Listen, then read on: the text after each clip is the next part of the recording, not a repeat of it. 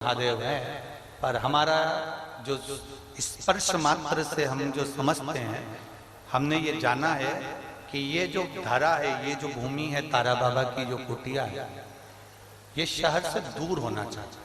अर्थात पहले यहाँ शहर नहीं थी, ये एकांत में थी।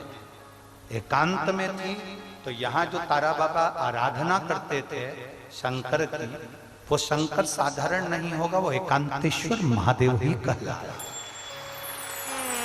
एकांत, एकदम एकांत। इनका कहना है नर्मदेश्वर है, वो नर्मदा का शिवलिंग है। शिवलिंग कहीं का भी हो सकता है, पर उसकी एकांतता देखी जाती है, एकदम मौन स्थिर, साथ बैठे, जहां केवल शिव के सिवा कुछ भी नहीं, शंकर के सिवा कुछ।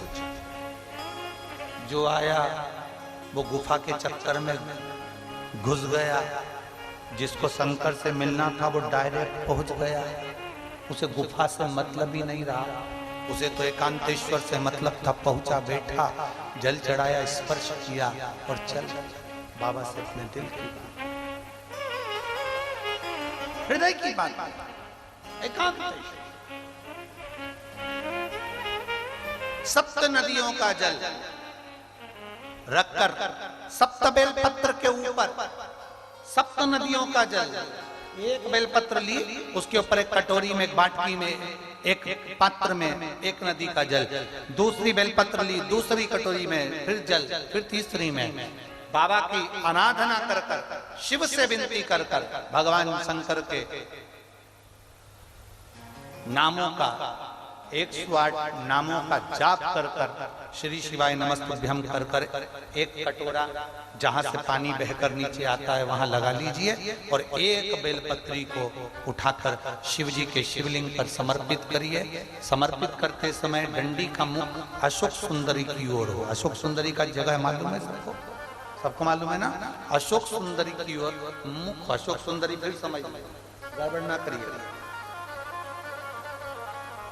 ये शिवलिंग जलाधारी, ये जल बह रहा है नीचे सामने से, स्थान गणेश जी का, कार्तिकेय जी का, बीच में एक मोटी सी लाइन होती है, वो अशोक सुंदरी का स्थान है। शिवलिंग ये जलाधारी माता पार्वती जी का हस्तकमल, शंकर जी के ऊपर जो जलधारी रखी रहती है, ऊपर जिसमें से एक एक बूंद नीचे गिरती है, वो शंकर भगवान की 5 लड़कियां, जया, विषहरा, शामलीवारी, दौतली, देव। शंकर जी की 5 लड़कियां शिव जी के ऊपर एक एक बूंद पानी गिराती रहती हैं। शंकर भगवान की कुल कितनी लड़कियां हैं? 6। कितनी लड़कियां हैं? 6। 5 जया, विषहरा, शामलीवारी, दौतली, देव। शंकर जी की 6ठे नंबर की लड़की अशोक सुंदर। जब हम प्रयोग करेंगे एकांतेश्वर महादेव का, ये बेलपत्र जो हमने समर्पित करी है, डंडी का मुख अशोक सुंदरी की ओर होगा, डंडी का। आप बैठे कहां पर हो जल चढ़ाते समय? शिव जी को जल कहां बैठकर चढ़ाया जाता है? जम के बोलो जरा। जहां से जल बहकर जा रहा है इसके ठीक विपरीत की ओर, ठीक विपरीत की ओर। जल बहकर जा रहा है इधर, तो तुम बैठोगे इधर, इधर नहीं बैठोगे, इधर नहीं बैठोगे। जल इधर बह रहा है तो तुम इस साइड बैठोगे। यहाँ बैठकर फिर बेलपत्र को आप समर्पित करोगे। डंडी का मुख उधर होगा, पत्ती का मुख आपकी ओर होगा, और जो एक नदी का जल है वो समर्पित कर कर जो पात्र लगा है उसमें वो जल इकट्ठा होते चले जाएगा। दूसरी बेलपत्र उठाना है, 108 बार शिव का नाम लेना है, फिर वापिस बेलपत्र श्री शिवाय नमस्तुभ्यम कर कर समर्पित करना है। डंडी का मुख अशोक सुंदरी की ओर होना। जब 6 बेलपत्र अशोक सुंदरी की ओर जाएगी, 7वें नंबर की जो बेलपत्र है उसका डंडी का मुख आपकी ओर होगा, और डंडी का मुख आपकी ओर होकर जल चढ़ाकर आप उस जल को झेल लेंगे।